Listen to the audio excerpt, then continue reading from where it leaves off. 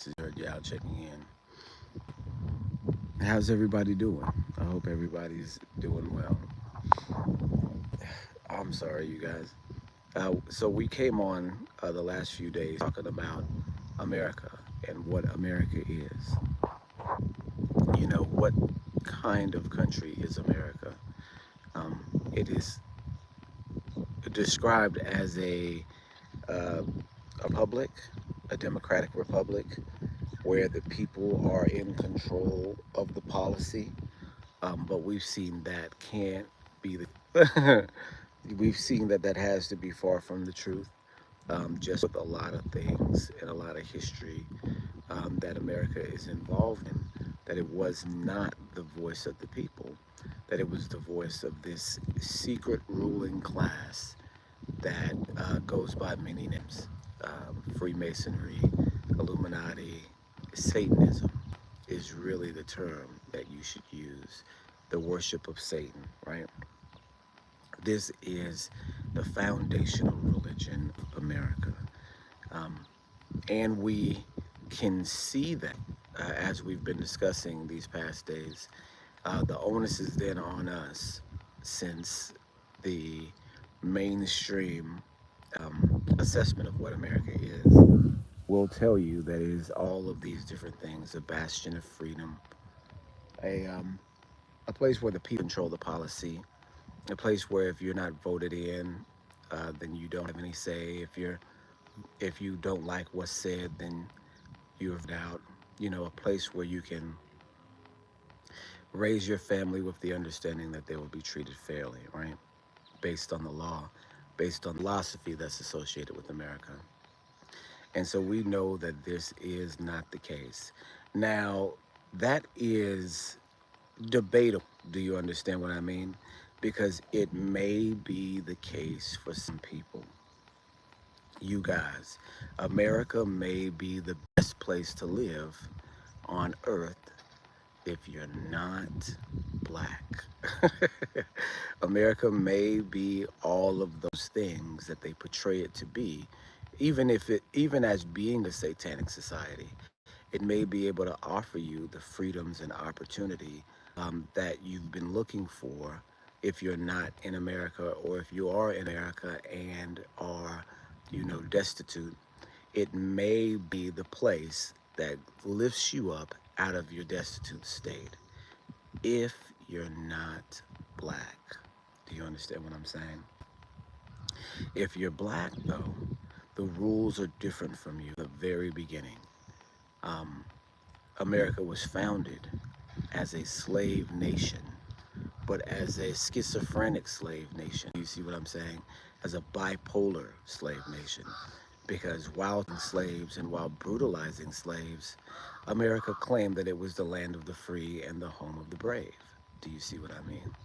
We have seen that the satanic element has been around since the very beginning. And to prove that, we, luckily determined that looking at the history of America, we talked about the book, Is America a Christian Country? Where right there in the beginning of the book, um, there's a letter Thomas Jefferson sent to Morocco um, on a trade, uh, on a political trade mission, saying that in no way was America founded as a Christian nation, that it's a democratic republic, that it does not, that the founders of America do not align with Christian ideology, that it's not a Christian nation. Therefore, we should believe Thomas Jefferson because he is one of the signers of the Declaration of Independence. He's one of the, primary figures in these concepts coming to light. Also believe Benjamin Franklin when he is operating as a triple agent between England, France, and the United States, and fomenting a war that didn't necessarily have to happen because the status of America changed publicly after the war, but its financial policies and its control from the outside did not. We also have seen that Benjamin Franklin has literal skeletons in his closet. That when they excavated his house in England, that there were bones in the backyard. And since he was a professed Satanist, a Satanist, y'all, a real life Satanist, that was involved in a group called the Fire Club, where they performed satanic rituals. Do you understand what I'm saying? And in order to perform satanic rituals, you must have sacrifices. This is what is at the center of all satanic ritual, is the blood sacrifice, the slaughtering of the innocent, if you will. And so that's what we see Benjamin Franklin. We literally see that there are dissected skeletons in his backyard, and that since he is involved, um, publicly involved in a group called the Hellfire Club, which we know is a satanic cult, that means that's what he was doing with the skeletons in the backyard. He was using them for religious purposes.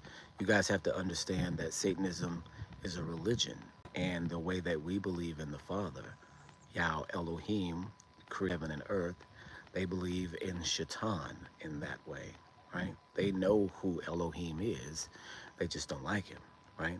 And they align themselves with the adversary. And so they align themselves with the adversary in a religious way. So in the same way that you pray, the same way that you church, the same way that you study the scriptures, the same way that you have faith in the working of the set apart spirit, all those different aspects of how we were raised in Christianity and then matured to understanding Nazarimism and the Hebraic faith that we are now, they worship the devil like that. They have faith in what he's going to say. They look at his prophecies, the perverted versions of ours. They read their books, their satanic books, and they perform their rituals. Just like we have Passover and unleavened bread, they have their satanic festivals. Just like we slaughter a lamb on Passover, they have their unrighteous, unholy opposite, right? The opposite ritual where they slaughter something else, someone. Do you understand what I mean? And they do this ritualistically, they do it religiously, and they do it zealously. Do you understand that people, just like you see people zealously following the Bible, you have people zealously following Satanism too, not playing around when they say that they're Satanists. So you have to ask yourself this question: what in the world does this satanic serial killer, Benjamin Franklin, have in common with Thomas Jefferson, with George Washington, with John Adams, with Thomas Paine, with all of the figures that we know of from our history class? What now does he have in common with these people? Knowing that he is this wild Satanist, what could the rest of the people see in him? And did they know who he was? Did they participate in the things that he participated in? We have to say that they did, because while they were not found to be in the Hellfire Club necessarily, they were found to be a part of another secret group that was alongside and shared some of the same ideology. We have to assume the Freemason cult that all of the members, the signers of the Declaration of Independence, were involved in, has to be aligned with Satanism too, because they saw no issue with having in their ranks a full-blown satanic murderer, right?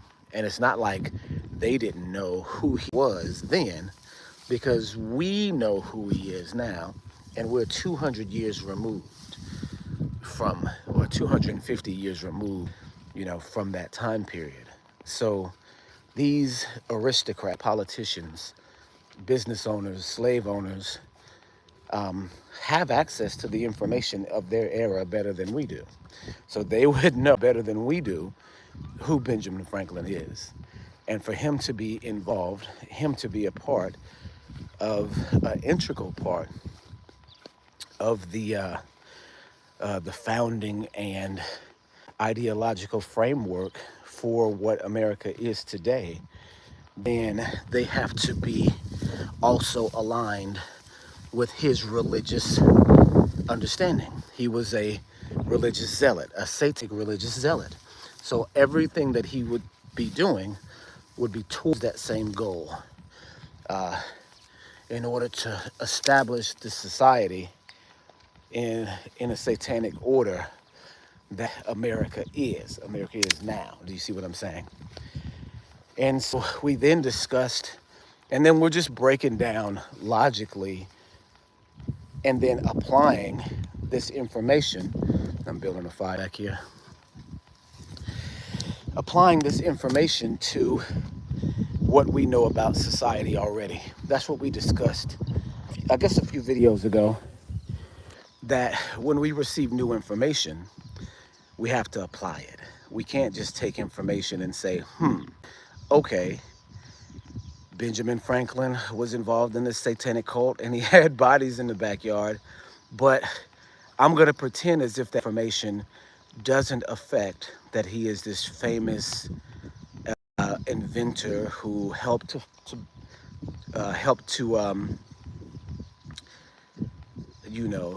build the infrastructure of the United States by experimenting with electricity and doing some of these other things. I guess you say poetically, in order to found, or philosophically, in order to found America going forth as its own nation. We can't look at him and ignore the fact that he's a full-blown Satanist, because that is and the best way to describe it is as the ultimate terrorist organization. Do you see what I'm saying?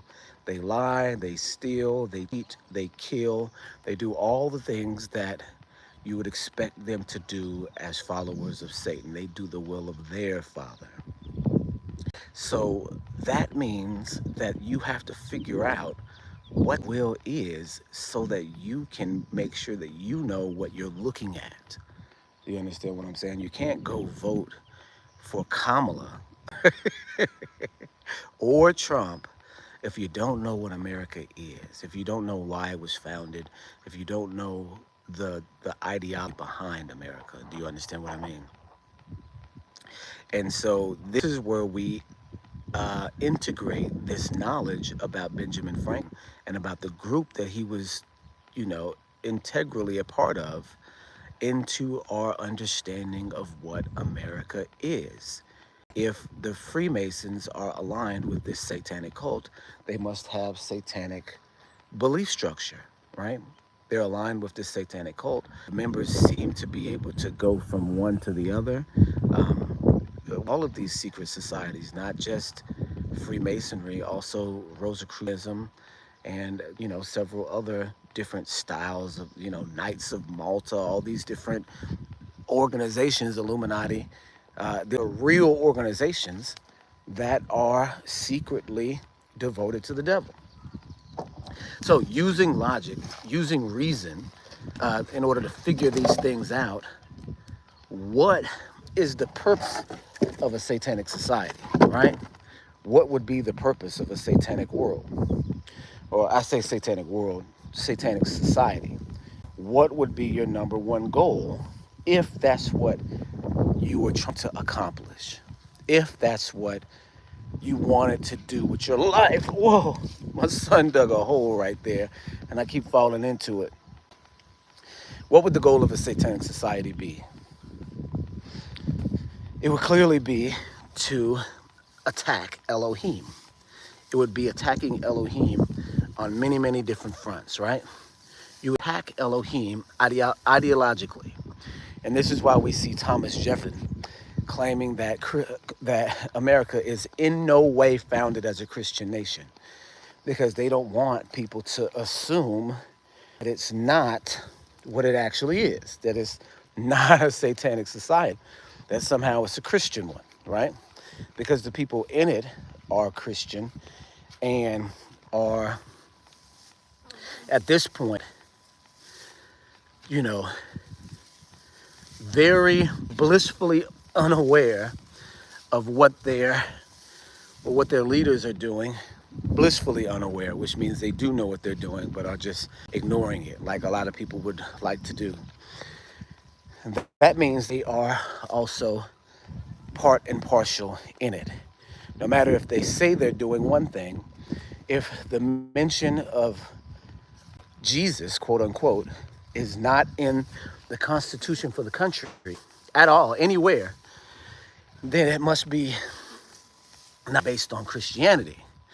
If the term God is used, but the Bible isn't, then it leaves room for alternate interpretation.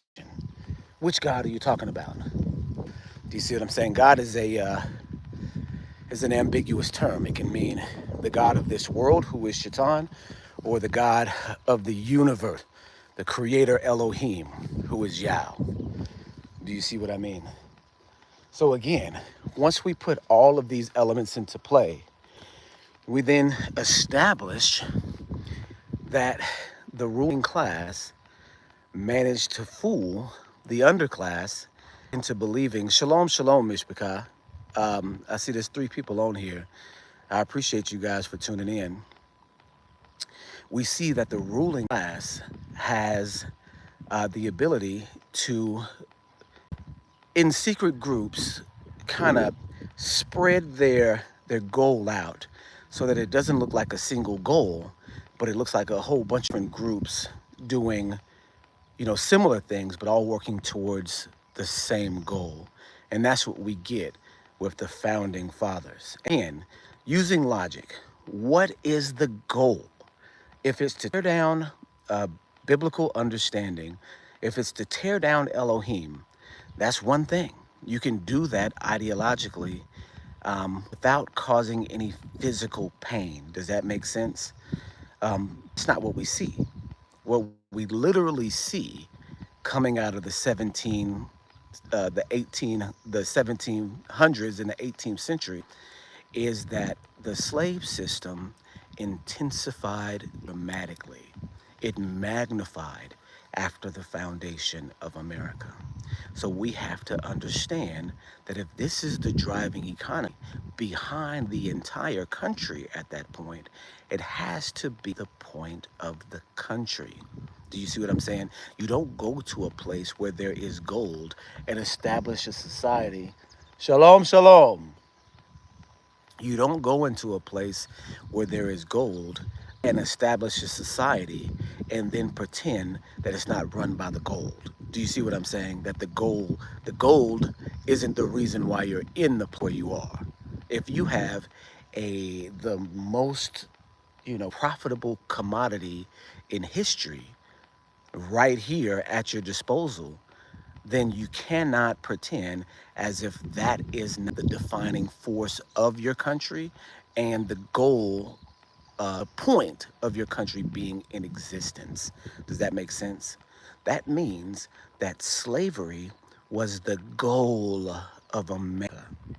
Do you see what I'm saying? I'm gonna give you a example. In in the Iraq War, all the stuff about 9/11. We can get into that in another video. But with the Iraq War, people were fooled into funding this operation into Afghanistan. That was the first place because Osama bin Laden is in Afghanistan hiding in caves, and this is what the mission needs to be. What we find is that once and this is a war that I participated in. So this is, I wasn't in Afghanistan, I was in Iraq. So this is firsthand. Do you see what I'm saying? Or secondhand, because obviously I'm not in Afghanistan, but I'm in the military at the time. And I'm in Iraq while others are in Afghanistan. So in Afghanistan, when they go into Afghanistan looking for Osama bin Laden, they never find him in Afghanistan. looking for Osama bin Laden. Was he found in Afghanistan? Maybe he was, maybe he wasn't. But looking for Osama bin Laden in Afghanistan, something else weird happens. When when the Americans invaded, the Taliban that were there, that were already allies to America since the 80s for 20 years, the Taliban began to burn all their poppy plants. Now, why would they do that? Why would they burn all their poppy plants? Because they knew the real reason for the invasion. They knew Osama bin Laden was tied to Saudi Arabia and not Afghanistan. They knew that, Osama bin Laden didn't have the technical expertise to organize such a brazen and skilled attack on America. They knew all these things. They could look at the situation and recognize that it wasn't what it says it was. They recognized that it must have been a takeover for some other reason, right? It must have been a takeover for the drugs. They recognized that, so they burned their poppy plants. As soon as America invaded Afghanistan, the Taliban burned their poppy plants, all their fields, and destroyed like $1 billion. We're making $1 billion a year off of their crops, their poppy crops, which is opium production, which is where heroin comes from, right? The same heroin that destroyed the inner city in the 60s and 70s, continuing to destroy the inner city with the opioid crisis today, right? So, what happened when America invaded Afghanistan? They burned all their poppy plants the first year, so there was no yield the first year. The next year, the very next year, with American forces in control of now the poppy fields, poppy production went up 600%. 600%. So, 6 times what they were able to do before they burned their fields, they were able to do after America got there. And so now, who is directly in charge of the opium production? It's America. And then what happens in the early 2000s and then 2010s, all the way up until the present day, you have the emergence of the opioid epidemic. Do you understand what I'm saying? And you cannot miss that there's a correlation one to the other. Literally, the goal of going into Afghanistan, along with every other trick of 9/11, was to secure the drugs. Why secure the drugs? Because those same drugs had been used to poison the population of blacks for 60 years by that time. And they had been planning already to introduce opium into the black community via pill popping, right? And this is why we see, coming out of era, all the rappers were popping pills and drinking lane, and this is the wave of the 2000s. It's the wave now. And it's because America has gotten a hold of a serious amount of drugs in Afghanistan. So we now know that was the real purpose of the Afghanistan invasion. Do you understand what I'm saying? We know that that was the true meaning of going into Afghanistan. And I say all that to say that you look that aspect of American diplomacy and policy and see that it was for nefarious purposes. You have to also then look back 100 years at the founding of America with another lie of freedom and justice for all and equality and inalienable rights, that none of those applied to the slave class, to the Hebrews of America. None of those applied to them whatsoever. And what happened was that the slave system was magnified to such a great extent that people were dying, that slave masters were able to not only psychologically crush their slave class, but also torture them literally with chains around their neck, with spikes on them, with helmets that were made like cages, with leg shackles, with arm shackles, complete dehumanization and complete control, and also completely wealthy. Do you understand what I'm saying?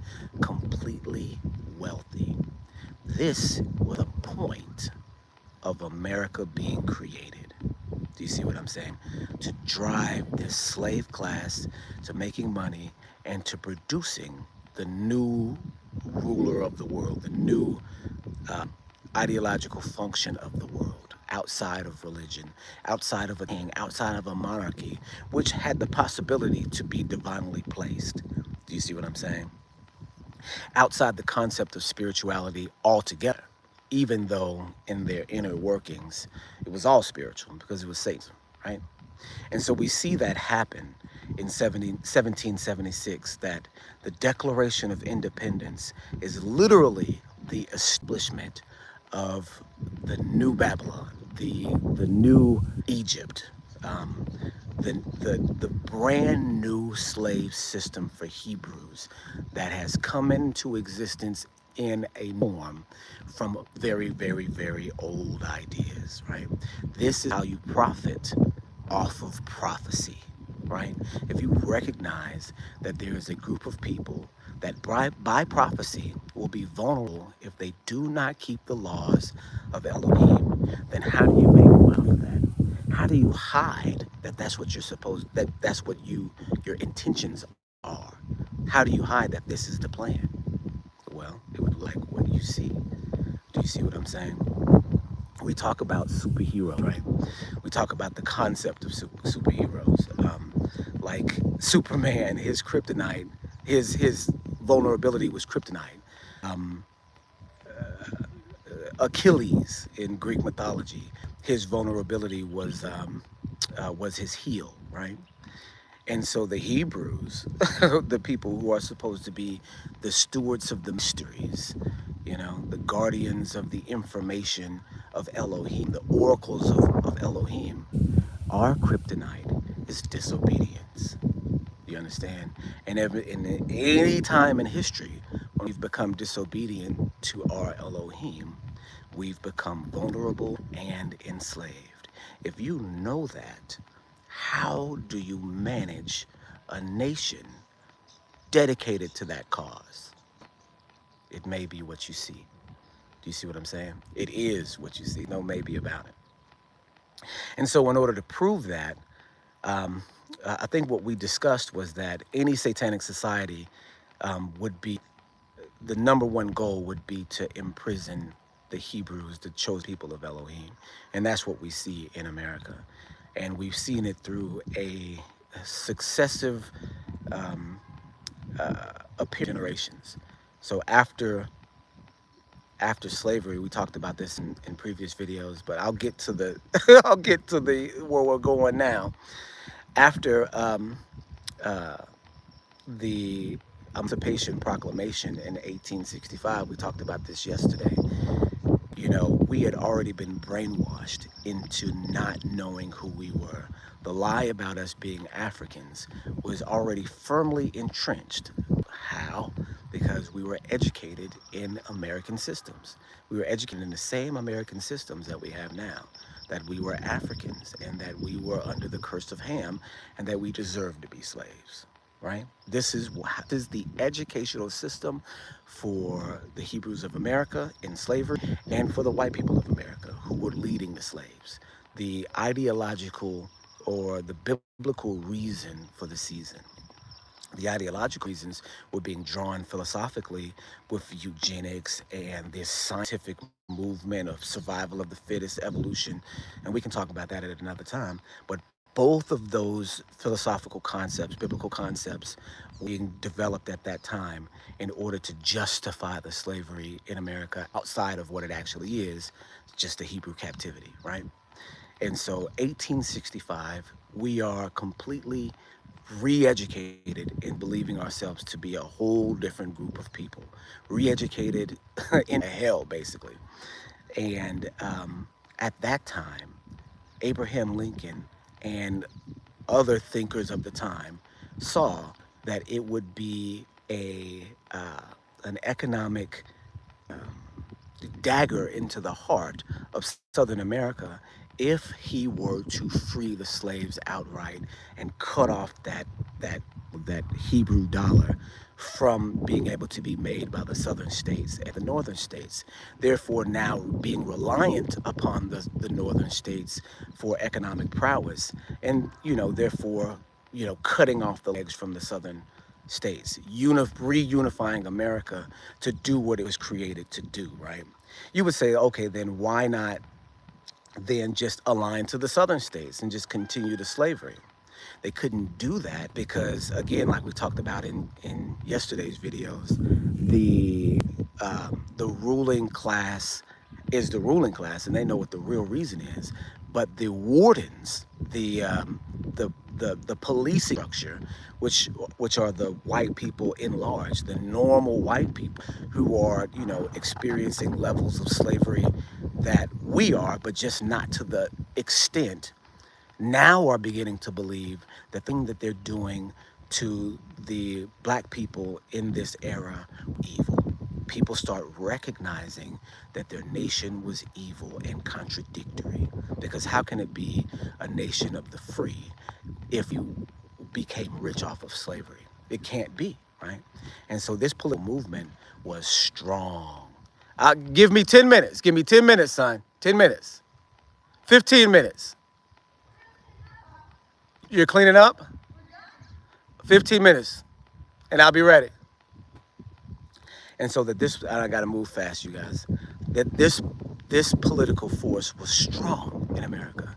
So they had to do something. They had to make a show of freedom, because this is supposedly the country was founded on. We know what it was actually founded on, but this was the lie that they had to keep up. So they had to do something, right? Southern states didn't quite understand this. They were willing to fight to keep a hold of their money, their wealth, their golden goose, or the goose that laid the golden egg. And they didn't understand this concept. And so they fought for it. And afterwards, they said, okay, now that the slaves are re-educated, and now that we've reunified the nation, we can set them free, so that they can, fall back into the position that they were in originally. They weren't going to come up with any original ideas. They weren't going to do anything like this. The best thing that they could even do, being re-educated, is to fall back into what they've been educated in. This is the concept that they put into place. There were all sorts of psychological Willie Lynch letters, all sorts of psychological means to break up. And believing that we were broken, it let us free, right? And so what happened in the 20 years between Jim Crow, or the 20 or 30 or so years between Jim Crow and emancipation, is that America built a middle class, an upper middle class. This is where Rosewood and the town that was under Lake Lanier, and all of these towns that were flooded in the early 1900s. This is what that was. Son, I'll be in a minute. I'll be in a minute. You guys stay in there. Give me 15. This is what companies like TVA, which is Tennessee Valley Authority, and then other companies as well, were created for, is to destroy this upper middle class of black wealth that was developed out of the period between 1865 and 1895. This is where, the Night Riders of the Ku Klux Klan, when they were formed. You guys have to understand, the very first movie that was played in the White House in the 1910s was Birth of a Nation, which was about the Ku Klux Klan coming to save America from black people. This is the very first movie ever played in the White House. Therefore, it shows you the goal of the White House. Does that make sense? So we see that black Americans in the late 1800s developed all of these boom towns, and were successful boom towns that outpaced their white neighbors, right? So they had to do something about it. And so this is when they created Jim Crow. This is when they created the Ku Klux Klan. And this is when they created TVA and companies, like organizations, to flood and destroy all of this property that belonged to black America, right? We actually did end up in our 40 acres and a mule, but we did it ourselves, right? And they had to destroy it. This is how we know that this is the purpose of America, because if it wasn't, there would be no need to do this. This is the purpose of having an American society, to keep us to keep Hebrew population in check, to keep from finding out who we are, to keep us away from the commandments, and to keep wealth out of our hands, as a means of attack. This is an attack. This is a Holocaust on Black America that is not in the history books as a Holocaust. You see events here, events there, this and that, Tulsa, and all of these events that were just damaging and destroying to the population. But you won't see it characterized as a government plot to destroy Hebrew people, a Holocaust, right? And so after this Holocaust from the 1860s to the 1890s, about 1900, we were forced and moved into population centers, into slums in these population centers, from being in our own self-owned rich towns to in the slums, right? And so again, an economic boom happened in the slums, a music revitalization, right? With jazz, blues, the beginnings of rock, and all of these other um, uh, forms of music coming out of this struggle in the inner city, which began to change the inner city, which began to, even in my city, there was, of course, MLK in every in every town. But back in the day, it was called 8th Street. And 8th Street was popping. I'm sorry, 9th Street. 9th Street was popping. It was where all the Black-owned businesses were. It was where everything was. It was the Strip, right? And both Black people and white people would go to the Strip, because on the Strip you had all the brand new music, all the brand new trends that the Black community created and the white community followed. We talked about yesterday the Charleston, the Black Bottom, and all of these different dances and all of this different swing and all this different music came out of Black communities and took the world by storm and started making these Black communities rich again. So another attack had to be fomented on the Black population. But this time it was through Wall Street that was connected to the economy of these Black places, of these, these musicians. They crashed the economy and took all the money out of everybody's hand so that white folks would stop giving it to us for the culture creation that we're doing around this time, right?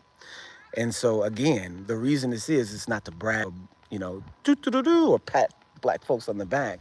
This is the light of Yah, you know, coming out of our people. There's nothing that we can do about it. This is, since we are the chosen people, scripture said that one day the people will recognize the light of Yah on you. This is Isaiah chapter 60. You guys read Isaiah chapter 60. It's all of these things, that the light of Yah, no matter what we do, is still on us, right? Because we are a chosen people. It doesn't mean we're special or better or anything like that.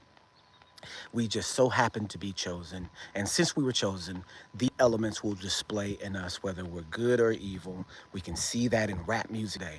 Rap music being the most popular music of, of this era all around the world. And most of it's evil, right? Do you know what I'm saying? It's a light, but it's an evil light. And that same light can be used for good or evil. You can use rap music for whatever you want to use it for, but people have used it for evil. Does that make sense? This is the light of Yah being perverted into something else. So going backwards, back to the 40s, 30s and 40s, we see that this is what happened, that they crashed the stock market because there was too much money going into Black hands from white hands, creating another economic boom for the Black community, and they had to stop that. Eliah, you got to go inside. What are you doing? Give me 10 more minutes. All right, and I've only got just a little bit of battery power left, so I have to cut to the chase here. So going into the 40s and 50s, we talked about the projects, the housing project system.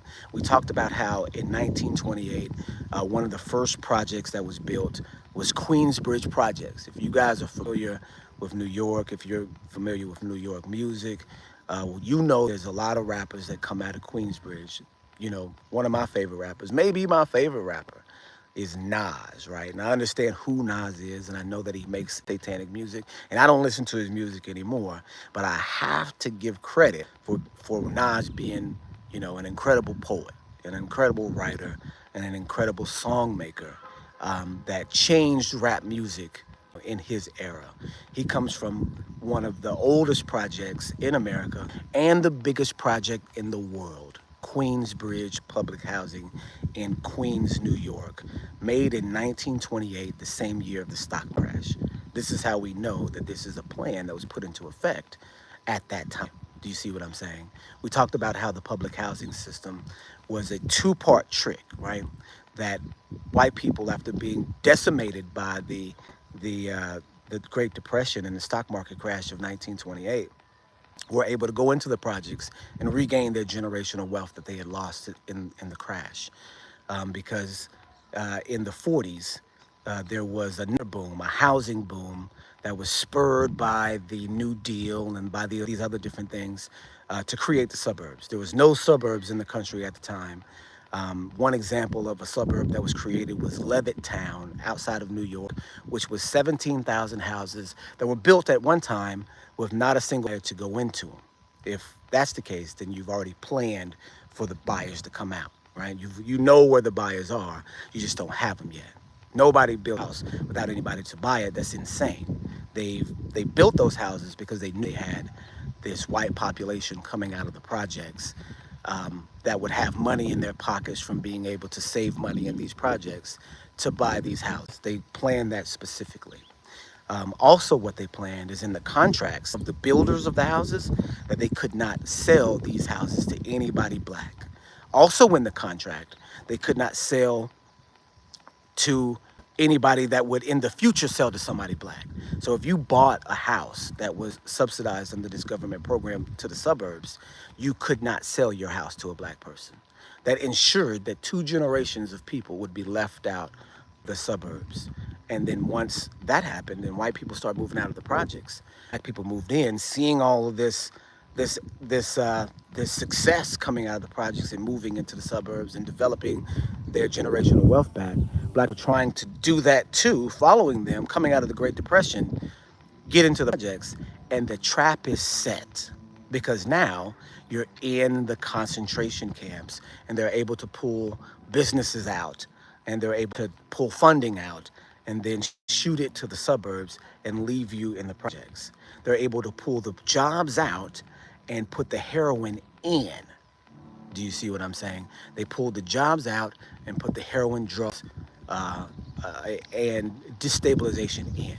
Because once the project became subsidized fully governmentally, they started making the rules for the projects. There can't be any men in the place. Do you see what I'm saying? Breaking up the family, doing all sorts of This is the housing project is a holocaust on the black community. It is an attack. People don't see it as an attack. They see it as a community, right? Well, that's what it started off as. But no, it's an attack on the black community. Another one, right? And so we can follow the attacks up the line all the way up into the current day. This is how we know that America is a satanic society, because in every generation it attacks the Hebrews. This would be the goal of Satan right now, would be to attack Elohim's representatives on earth, whether they know it or not, whether the representatives know that they're representatives or not, and right now, by and large, we don't. They still would need to be attacked to make sure that they don't. If you were this entity that could see the future and knew that your end was coming and that was going to be through this group of people, logically you're going to attack them in every way that you can. And then also logically, you can't let people know that's what you're doing, because you're literally doing evil and people are intrinsically against evil. Does that make sense? Even the people that are participating, at the medium level in this oppression don't know why they're doing it, right? Because if they weren't propagandized into doing what the devil would want them to do, they'd be right in with us. In the communities in the early 1900s, you had white and black communities both being able to be profitable and successful off of the same thing. Hey, how y'all doing? What's cooking? Oh, we just got the fire burning out here. Oh yeah, some corn in there. But yeah, so this. Oh, thank you. As do you. Yeah, cry. Ah. But Yeah, so we understand that if they didn't do something to us, then have the support of the people. And so this is what they continue to do. The projects were the attack in the 1940s and 50s. And then once you get to the 60s, then you have the chemical warfare, the heroin that they got from Korea, Vietnam. You know, they made a movie about it. It was called American Gangster, where they had, what was his name, Frank Lucas, who had a buddy or a cousin who was in Vietnam, and they were literally shipping heroin in body bags, in soldier body bags from Vietnam to Harlem. I mean, and it's not funny because it's, again, the Holocaust in action. But this is how, you know, brazen and brutal it is that they were literally in Vietnam, in this place where they were growing all of this heroin, these poppy plants, in order to poison Harlem. Do you understand that Vietnam was not about communism? The Russians and the Americans are on the same side. There's no such thing as anti-communism. They're working together. They're just foils for one another. In Russia, America is the foil, and in America, Russia is the foil. They work together. It's the same satanic purpose, but used in a different aspect. Okay, well, we've got to fight the Russians, so now we got to go to Vietnam and get this heroin? Because that's what happened. They got the heroin out of Vietnam. No, the goal was Russia was there to have an excuse to go somewhere in the world to go get the heroin. Because what happened was they got the heroin and sent it to Harlem. And then from Harlem, because remember, this is where the Harlem Renaissance was. You had music coming out of Harlem that took over the world, and just the whole reason for the economic crash. They couldn't allow that to happen again. So there had to be some sort of, sorry for the flies, you guys, I'm in the backyard. So there had to be some sort of economic, some sort of warfare that they inflicted on the people to keep them from building stability. And this is where you get the heroin epidemic of the 50s, 60s, and 70s. Do you see what I mean?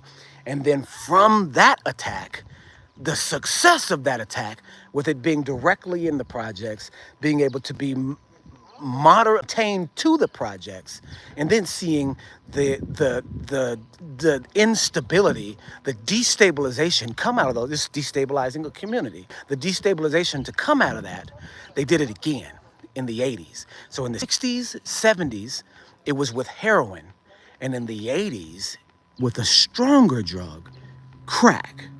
Do you see what I'm saying? Cocaine hit the streets in 83, 84, and further deteriorated the population, further put us into captivity to this chemical.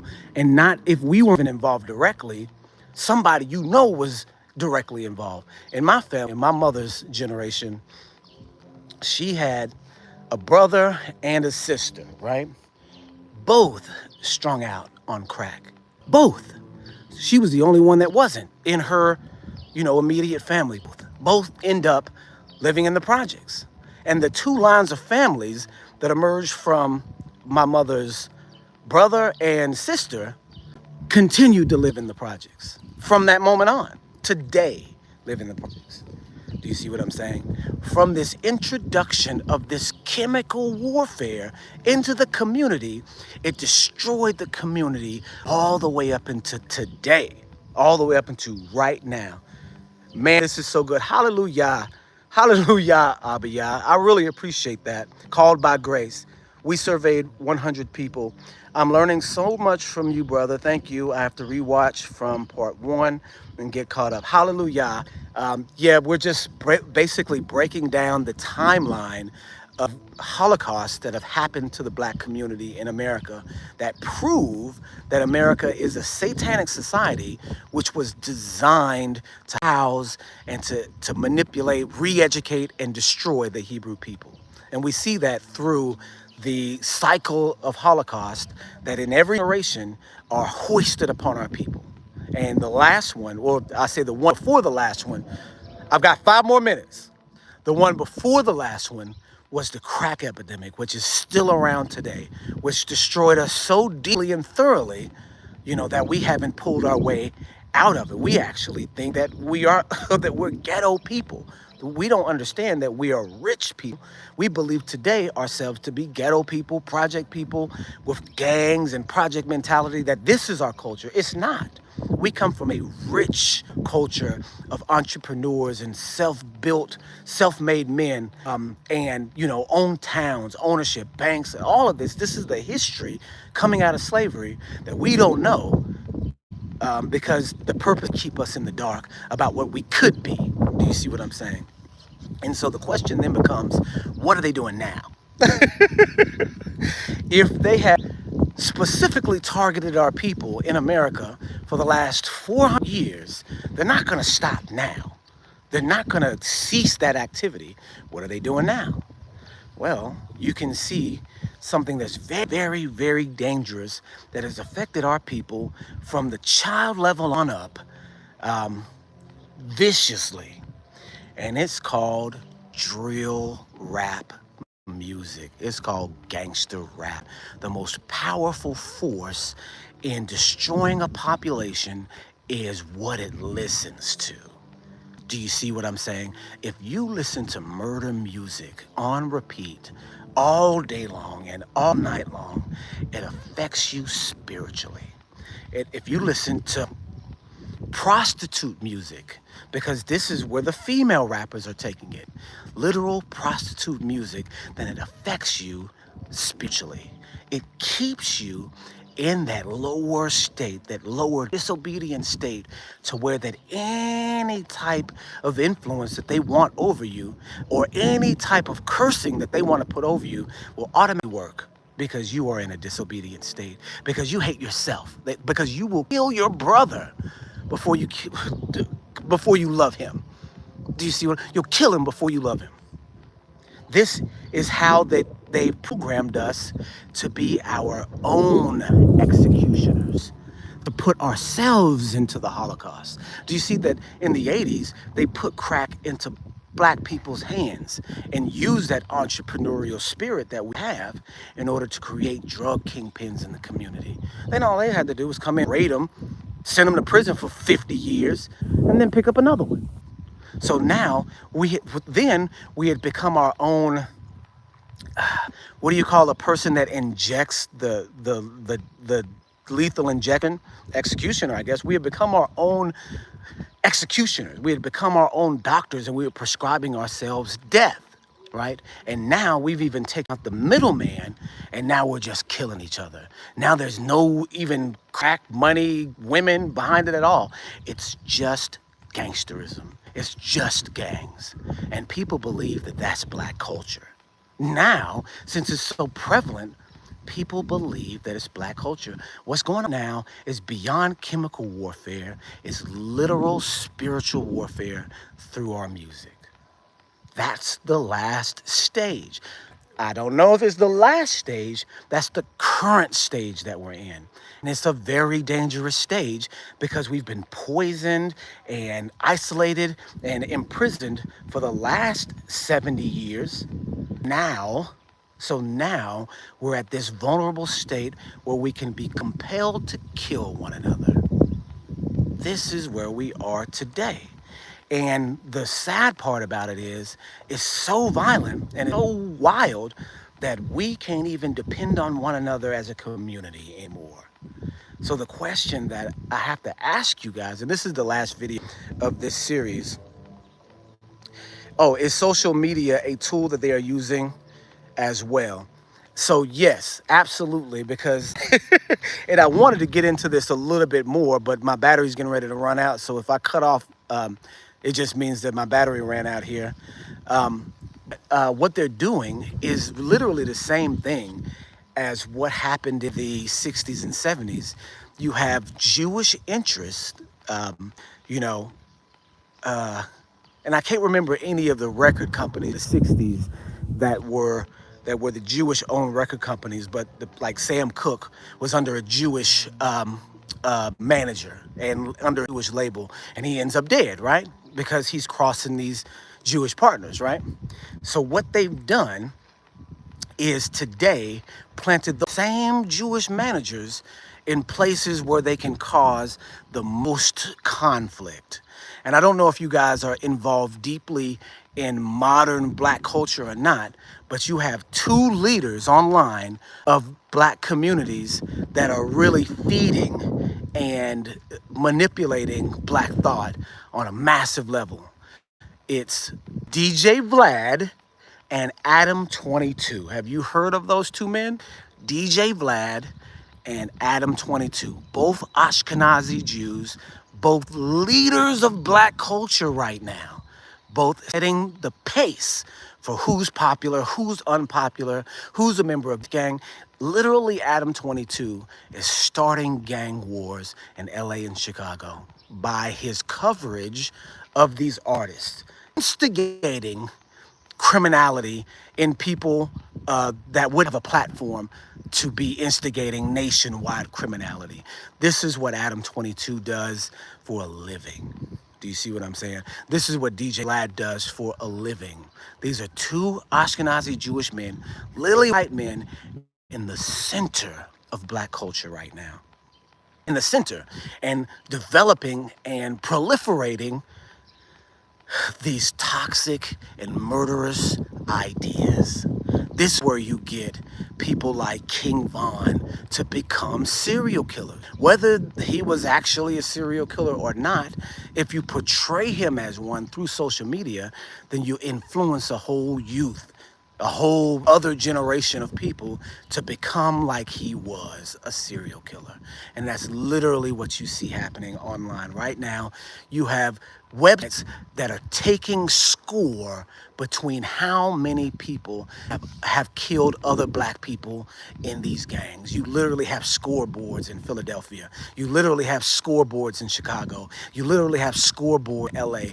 You literally have scoreboards in Jacksonville, in Atlanta, and all in Detroit, in New York. All of the places where drill rap is influenced has caused the emergence of the 15-year-old serial killer in the community, something that has never existed before, brand new to the community. You see what I'm saying? The 15-year-old Klan member, because this is an extension of the Night Riders. And to be honest with you, it's not funny. This is the extension. Imagine if you can get your own, imagine if you can get your enemy to be your weapon of choice.